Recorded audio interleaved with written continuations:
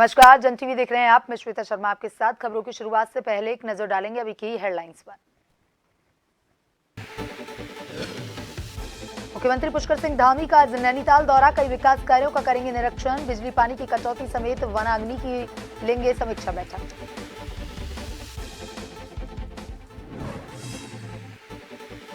आग बुझाने के दौरान 4 वन कर्मियों की मौत का मामला, कांग्रेस ने की शहीद का दर्जा देने की मांग। का सरकार की लापरवाही के कारण गई जान।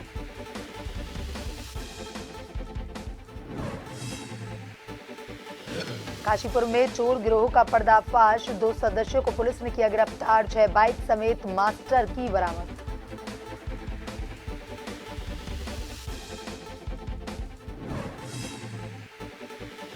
आज देश सहित प्रदेश भर में मनाया जा रहा ईद उल अजहा का पर्व। मस्जिद और दरगाहों में अदा की गई नमाज, खुदा की वारगाह में झुके सैकड़ों सिर। राष्ट्रपति और पीएम ने दी मुबारकबाद। झुलसते पहाड़ों पर बारिश को लेकर खुशखबरी, 2 दिन बाद राहत की उम्मीद। मौसम विभाग की भविष्यवाणी, 5 जिलों में लू का येलो अलर्ट।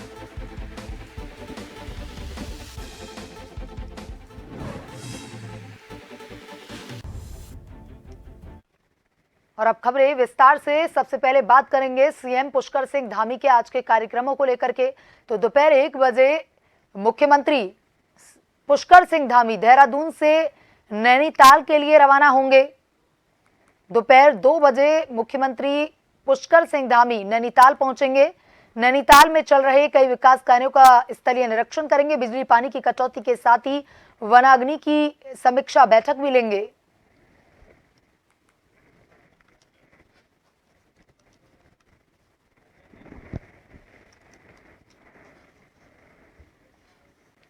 और इसी खबर पर ज्यादा जानकारी के साथ हमारे bureau chief SN Pant online पर जुड़ चुके हैं। एसएन पंत, आज पुष्कर सिंह धामी के कार्यक्रमों को लेकर के बात करें तो क्या कुछ कार्यक्रम आज सीएम के रहने वाले हैं?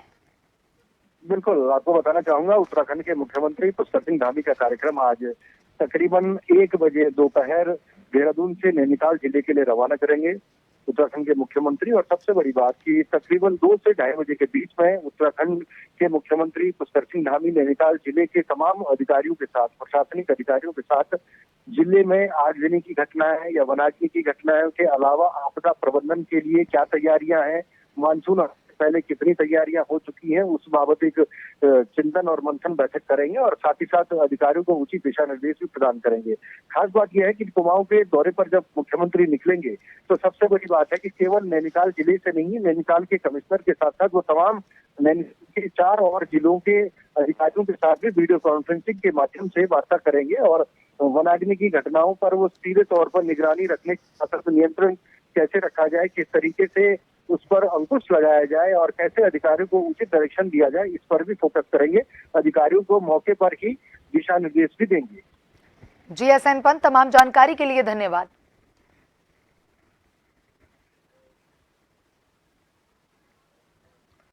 मंगलौर उपचुनाव अब पूरे चरम पर पहुंचने लगे हैं। रविवार को भाजपा द्वारा बनाए गए प्रत्याशी करतार सिंह भड़ाना मंगलौर पहुंचे और मीडिया से मुखातिब हुए।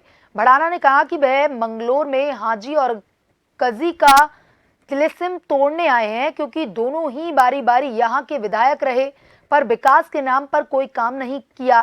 साथ ही यहाँ की आवाम को डरा धमका कर राज करते रहे। उन्होंने कहा कि वह 36 बिरादरियों में अपनी पकड़ रखते हैं और यह 36 बिरादरी उन्हें मंगलौर विधानसभा से जिताकर विधानसभा तक भेजेंगी, जिसके बाद वह क्षेत्र में विकास कार्यों की झड़ी लगा देंगे।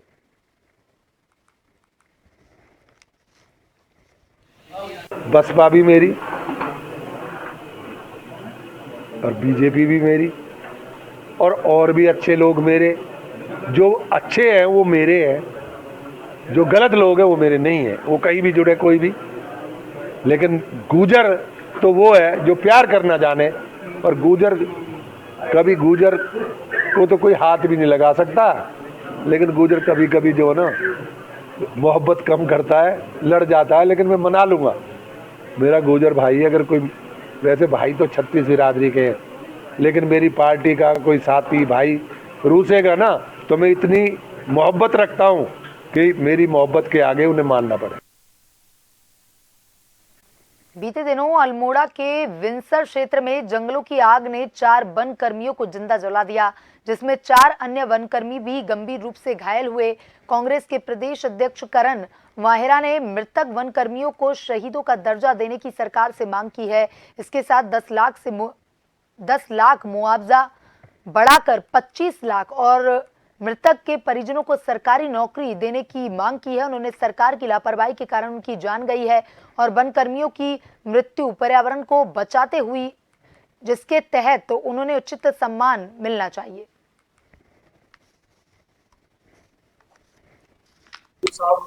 इन लोगों ने प्रकृति को बचाने के लिए, हमारे वृक्षों को बचाने के लिए, जानवरों को बचाने के लिए, हमारे नेचर को बचाने के लिए अपनी जान की आहुति दी है और सरकार की गलती से इनकी जाने गई। अगर वहाँ इक्विपमेंट्स अच्छे होते, उनको मदद की जाती तो ये 4 लोग इस तरीके से नहीं मरते, बल्कि 10 लोग इधर 2-3 महीने में मरे। मेरा ये मानना है कि इनको भी शहीद का दर्जा मिलना चाहिए। 25 लाख से ज्यादा की रकम इनके परिवार को दी जानी चाहिए और परिवार के एक व्यक्ति को निश्चित ही नौकरी देनी चाहिए। पुलिस ने बाइक चोर गिरोह का पर्दाफाश करते हुए 2 चोरों को गिरफ्तार कर लिया है, जिनके पास से पुलिस ने चोरी की 6 बाइक बरामद की।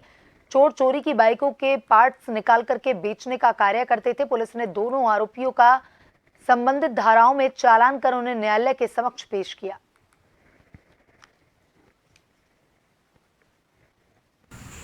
इनमें से जो एक अभियुक्त था उसके ऊपर ऑलरेडी यूपी में भी 2 मुकदमे दर्ज हैं और दोनों अरेस्ट कर लिए गए हैं फिलहाल। इनका मोडस ऑपरेंडी ये रहता था, बेसिकली ये अपने साथ अपनी ही बेटी, छोटी बेटी को लेके चलते थे, तो कोई भी नॉर्मली सस्पेक्ट नहीं करता था इन्हें। तो बच्ची के साथ जाते थे इधर उधर, जब देखते थे कोई भी बाइक ऐसे लावारिस मिलती थी तो उसे ये लोग चुरा लेते थे। तो बहुत अच्छी कार्रवाई की गई ITI थाने द्वारा। 6 टोटल हम लोगों ने बाइक्स रिकवर किए हैं, जिसमें से दो जो है वो ITI थाना से। बीते दिनों काशीपुर में बाइक पर सवार 2 युवकों द्वारा एक महिला अधिवक्ता की चेन और लॉकेट लूटने के मामले में पुलिस ने खुलासा करते हुए दोनों युवकों को घटना में प्रयुक्त की गई बाइक के साथ गिरफ्तार करने में सफलता हासिल की है।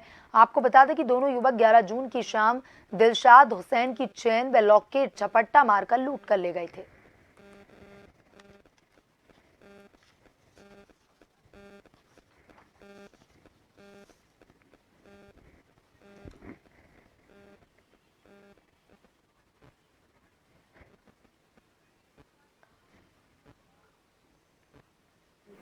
ये दोनों जो ठंडा नाला गुलरगोज में है वहाँ के रहने वाले हैं। इनके पास से जो छीनी गई चेन थी उसको हमने रिकवर किया है। घटना में जो प्रयुक्त बाइक थी वो भी हमने बरामद करी है। पूछताछ में इन्होंने बताया कि जब भी कोई त्यौहार आता है तो हमारी अपनी ज़रूरतों को पूरा करने के लिए हमारे द्वारा चोरी की जाती है और इस तरह की घटनाओं को किया जाता है। इनसे कुछ महत्वपूर्ण जानकारियाँ भी मिली हैं, उनको भी वेरीफाई कर रहे हैं और इस घटना में इन अभियुक्तों की आज हमारे द्वारा गिरफ्तारी की गई। दोनों की बाइक रिकवर है और साथ ही जो चेन है वो भी रिकवर है। आज इनको माननीय न्यायालय के समक्ष हमारे द्वारा पेश। रामनगर में आम डंडा क्षेत्र में स्थानीय प्रशासन एवं परिवहन विभाग द्वारा तथा पुलिस की संयुक्त टीम ने ओवरलोड वाहनों के संचालन के खिलाफ अभियान चलाया। प्रशासन की संयुक्त टीम द्वारा अचानक से चलाए गए अभियान को लेकर वाहन चालकों में हड़कंप मच गया। SDM राहुल शाह, ARTO संदीप वर्मा, तहसीलदार कुलदीप पांडे तथा कोतवाली के वरिष्ठ उप निरीक्षक मनोज नयाल द्वारा संयुक्त रूप से यह अभियान चलाया गया। SDM राहुल शाह ने बताया कि वर्तमान में बढ़ रही सड़क दुर्घटनाओं में कमी लाने को लेकर यह अभियान चलाया गया। उन्होंने बताया कि अभियान के तहत 25 वाहनों का चालान कर एक वाहन को सीज करने की कार्रवाई की गई। पिछले कई दिनों में दुर्घटनाएं संज्ञान में आई हैं। कुछ 2 दिन पहले भी रानीखेत रोड में एक दुर्घटना हुई थी, जिसके दृष्टिगत सड़क सुरक्षा के दृष्टिगत संयुक्त रूप से पुलिस प्रशासन और परिवहन विभाग का एक छापामारी अभियान चलाया गया, जिसमें कि 25 से अधिक वाहनों के खिलाफ कार्रवाई की गई है। खासकर जो मालवाहक वाहन है उसमें सवारी ढो रहे हैं या फिर जो सवारी वाहन है उसमें अत्यधिक अगर ओवरलोड चल रहे हैं उन सभी खिलाफ कार्रवाई की जा रही है। इसके अलावा कई ऐसे दोपहिया चालक हैं जो कि हेलमेट का उपयोग नहीं कर रहे हैं, उनके खिलाफ इसमें कार्रवाई की जा रही है। काशीपुर में जनपद उधम सिंह नगर के कुंडा थाना क्षेत्र अंतर्गत गड़ी नेगी गांव में बीते रोज अज्ञात चोरों द्वारा एक ट्रैक्टर चोरी कर लिया गया था, जिसमें पीड़ित की तहरीर के आधार पर पुलिस ने मुकदमा दर्ज कर जांच शुरू कर दी थी। वहीं पुलिस ने 3 चोरों को गिरफ्तार किया, जिनकी निशानदेही पर पुलिस ने चोरी किया हुआ ट्रैक्टर भी बरामद किया है। कुंडा थाने की पूरी टीम को एसएसपी उद्यम सिंह नगर की ओर से 2000 रुपए का नगद पुरस्कार भी दिया गया।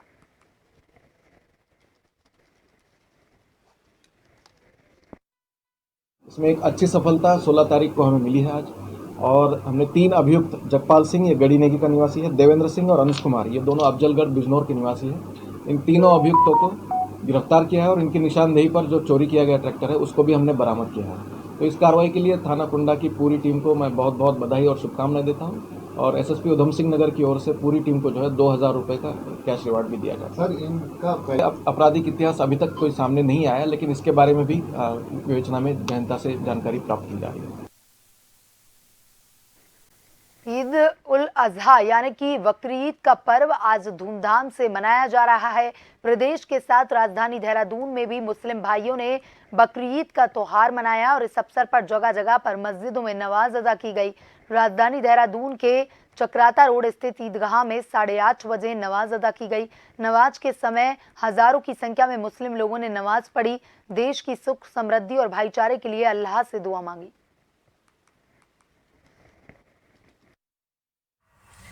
हिंदू न मैं मुस्लिम, न मैं सिख न ईसाई हूँ, बस इतना समझ लो मेरे दोस्तों, मैं इंसान की परछाई हूँ। जिंदगी एक बार मिलती है, बार बार नहीं, फिर भी इसकी हिफाजत करने को कोई तैयार नहीं। ये जो इंसान है ये फितरती है, इसकी फितरत में पता नहीं क्या कुछ आता है, ये वो कर गुजरता है, लेकिन ये नहीं सोचता कि इसका अंजाम क्या हो। अच्छा काम करो, दुनिया में अच्छे बन के रहो, तो ऊपर वाला भी मदद करेगा और इंसान भी अच्छा मानेंगे। बकरीद को लेकर लालकुआ कोतवाली परिसर में पीस कमेटी की बैठक आयोजित की गई, जिसमें तहसीलदार मनीषा विस्ट और पुलिस क्षेत्र अधिकारी संगीता के अलावा कई विभागों के अधिकारी मौजूद रहे। इस दौरान पीस कमेटी बैठक में पहुंचे लोगों से बकरा ईद को लेकर होने वाली समस्याओं पर विचार विमर्श किया गया, जिसमें कुर्बानी के दौरान होने वाले वेस्ट मटेरियल के निस्तारण पर भी चर्चा की गई, जिसमें तय किया गया कि कोई भी व्यक्ति कुर्बानी के दौरान वेस्ट मटेरियल को खुद ही डिस्ट्रॉय करेगा। इसके अलावा नाली इत्यादि जगहों पर खून ना बहाएं, इसका भी विशेष ख्याल रखा जाए। वहीं लोगों ने त्योहार को लेकर विद्युत सप्लाई और पेयजल सप्लाई की समस्याओं को अधिकारियों के समक्ष रखा, जिसमें तय किया गया कि इस बात को विशेष ध्यान में रखा जाएगा ताकि त्योहार में किसी प्रकार की बाधा ना पड़े। हमने अपनी नगर निकाय की टीम को मुस्तैद कर दिया है कि जगह जगह पे जाके आप लोग साफ सफाई का विशेष ध्यान करें। जहाँ पे भी जो डिस्पोजल हो चुका है उसको प्रॉपर तरीके से वहाँ पे सैनिटाइज कर दिया जाए, वहाँ पे जो भी छिड़काव वाला कार्य है वो कर दिया जाए ताकि किसी को किसी प्रकार की कोई परेशानी ना हो। जिस तरह से देखा गया है लालकुआ में एक मिक्स पॉपुलेशन है, तो उस मिक्स पॉपुलेशन को देखते हुए हमें ये देखना है कि किसी प्रकार के कोई धर्म को लेके किसी प्रकार की कोई मतभेद देखना भी ध्यान रखा जाएगा कि दूसरी जो संप्रदाय है उनके धार्मिक भावनाओं को आहत ना हो और सुरक्षा व्यवस्था इस तरह से रखी जाए। साथ ही धर्म के लोगों को सभी को बताया गया है कि छोटी मोटी जो भी बातें अगर रहती हैं तो उसमें अपने आपस में समन्वय कर उसको तुरंत निस्तारित किया जाए। मंगलोर के मखदूमपुर बिजली घर पर किसानों ने जोरदार प्रदर्शन करते हुए हंगामा किया। किसान लगातार बिजली कटौती से परेशान थे। किसानों का गुस्सा यहीं नहीं रुका, उन्होंने बिजली घर से एक फैक्ट्री को दी जा रही सप्लाई को भी पूरी तरह से बंद कर दिया। किसानों का हंगामा इतना बड़ा कि सूचना मिलते ही कांग्रेस से जवरेड़ा विधायक वीरेंद्र जाती भी मौके पर पहुंच गए। उन्होंने तत्काल ऊर्जा निगम के अधीक्षण अभियंता से वार्ता कर जल्द से जल्द बिजली कटौती से लोगों को राहत दिए जाने की मांग की।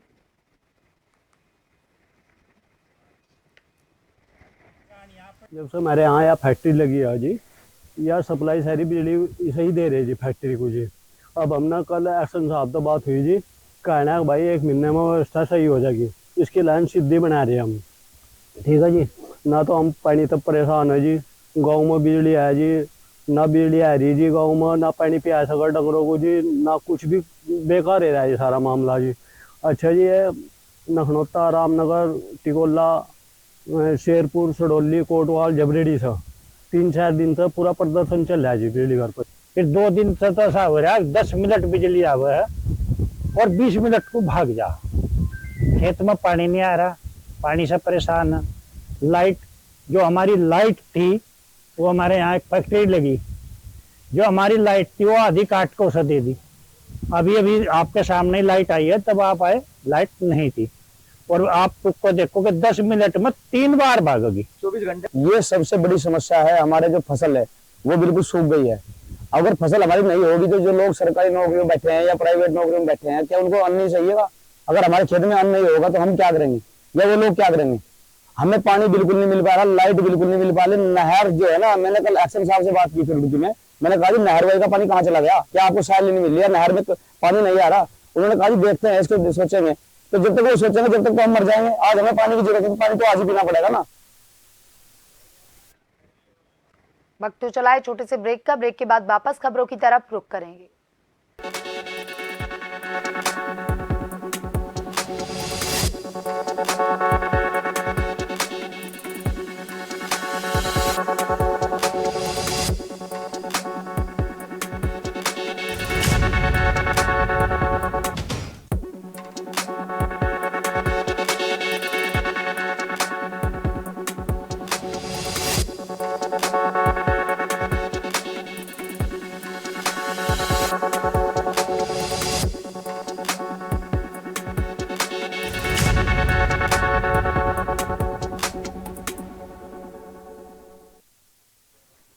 ब्रेक के बाद एक बार फिर से आपका स्वागत है। ये बढ़ते हैं खबरों की तरफ।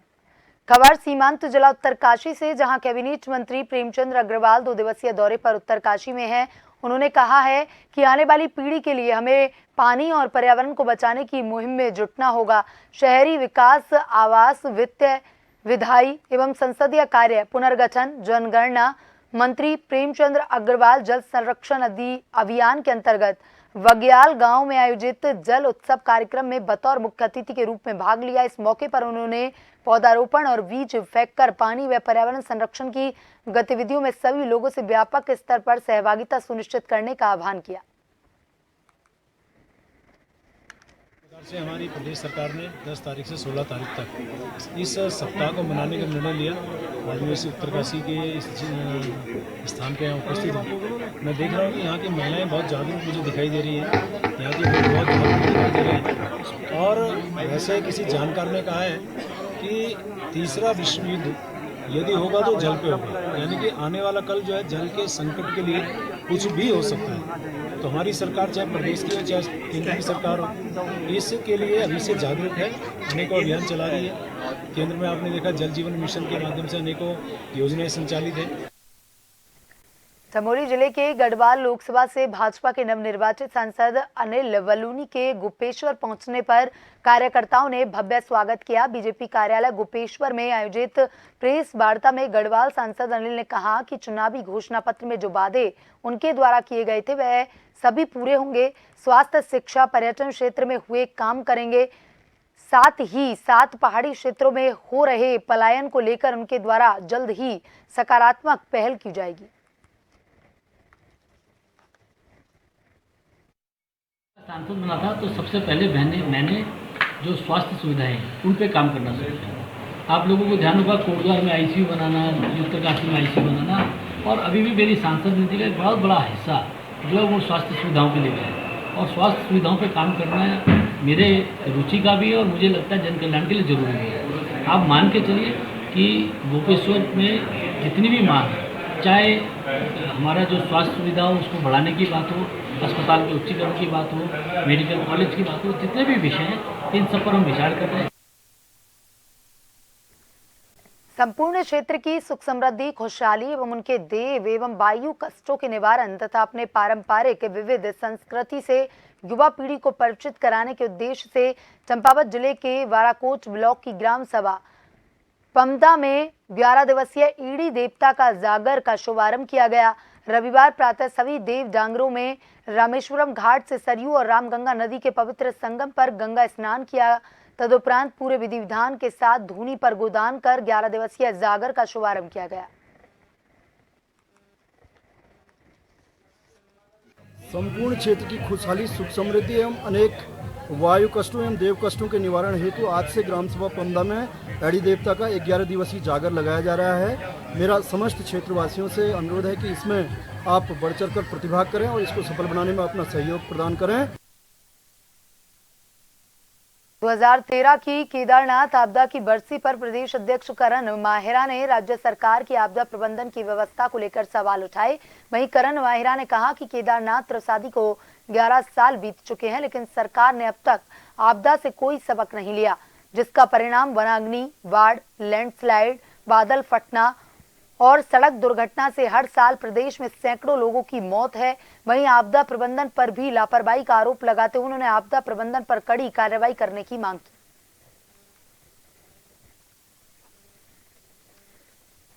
देखिए, आपदा की आज बरसी है और मैं कहने में मुझे ऑन कैमरा कोई शर्म नहीं है कि हमने कोई सबक नहीं लिया, और उसके बाद से लगातार घट रही हैं घटनाएं। चाहे सोमेश्वर में अभी बादल फटने की घटना आपने देखी है, उससे पहले हरिद्वार में बाढ़ आप सबने देखी है, अभी परसों वाली घटना जिसमें 14 लोगों की जान चले गई, और वनों में जो आग लग रही है, करीब 20,000 से ज्यादा ऐसी घटनाएं पूरे प्रदेश में इधर कुछ पहलू में हुई है। 10 से ज्यादा लोगों ने जान दिया। और परसों जो भयानक हादसा हुआ जिसमें 4 लोग ऐसे जल गए जैसे कोई जानवरों को जला के फेंका होगा, वो स्थितियां इस प्रदेश में हो रही है। डिजास्टर मैनेजमेंट की कोई जिम्मेदारी फिक्स नहीं हो रही। आज भी फॉरेस्ट के अधिकारियों के खिलाफ कार्रवाई हुई, लेकिन डिजास्टर मैनेजमेंट के किसी अधिकारी की अकाउंटेबिलिटी फिक्स नहीं करी गई। बुलेटिन में अभी तक के लिए इतना ही। बने रहिए जन टीवी के साथ। नमस्कार।